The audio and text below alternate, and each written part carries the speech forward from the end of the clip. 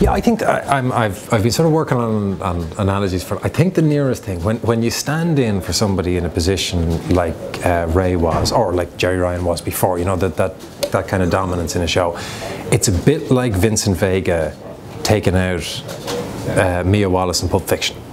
You know, you're very polite, you're nice, you're well behaved, and then you go home at the end of the evening and hope nothing goes wrong.